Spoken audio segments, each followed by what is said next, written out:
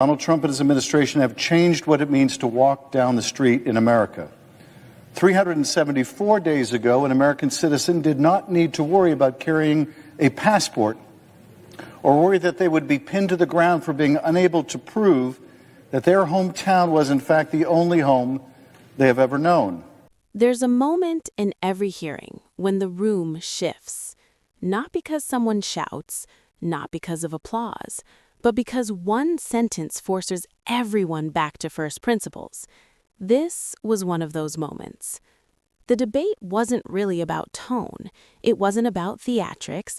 It was about something more fundamental, whether enforcing a law passed by Congress is now considered extreme. When immigration enforcement is described as oppression, the argument moves beyond policy. It becomes a question about legitimacy itself. And that's when Senator John Kennedy leaned in, not with outrage, but with clarity, and reset the entire room with a line so simple, it was almost uncomfortable. I concede that the loss of life in Minneapolis was a tragedy, and I'm sorry it happened. Number two, this is the second thing that I know. You don't have to be Einstein's cousin. You don't have to be a senior at Caltech to know that illegal immigration is illegal. Duh. It's illegal. And those of us who believe that no one is above the law, we all say we believe that. I believe it. No one, those of us who say that no one is above the law have to concede that people in our country illegally are not above the law either. The law applies to them as well. Our immigration statutes are not second-tier laws. They matter just as much as the other statutes that have been passed by the elected members of Congress. And just like the other laws, the immigration laws have consequences and should have consequences if you violate them. Third and final point. You have the right to protest in America. Let me say that again. You have the right to protest in America. You do not have the right to protest violently. And in fact, violence, as you protest, undermines the morality of the thing that you're protesting over.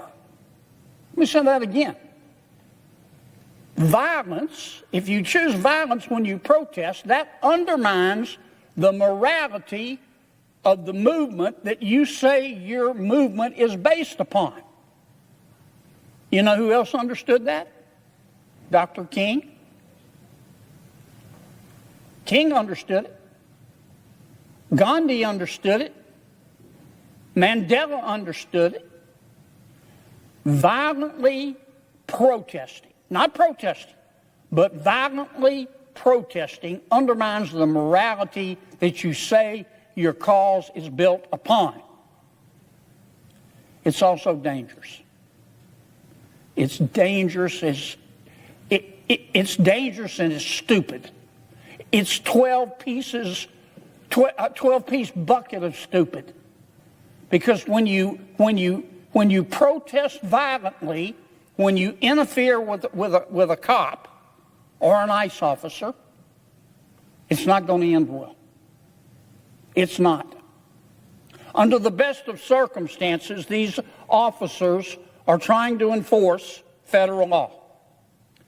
And the people with respect to whom they're trying to enforce federal law are in most cases, I'm not going to say all cases, but in most cases are criminals.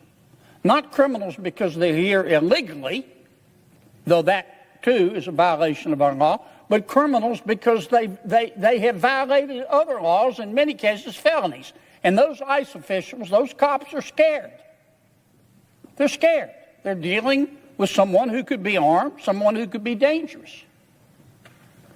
So you've got a powder keg.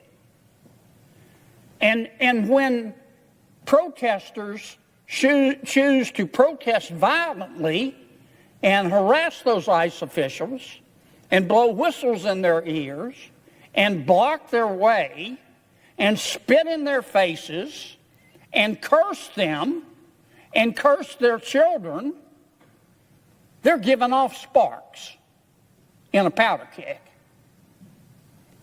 And it's not going to end well in many cases. I'm sorry we're at this point. This wasn't about personalities. It was about whether laws are binding or symbolic. If enforcement becomes illegitimate by default, then statutes become suggestions. And when laws turn into suggestions, accountability dissolves. Not just for politicians, but for institutions. That's not a partisan concern. That's a structural one. And structural problems don't stay confined to one issue. They spread. Please like and subscribe for more breaking news.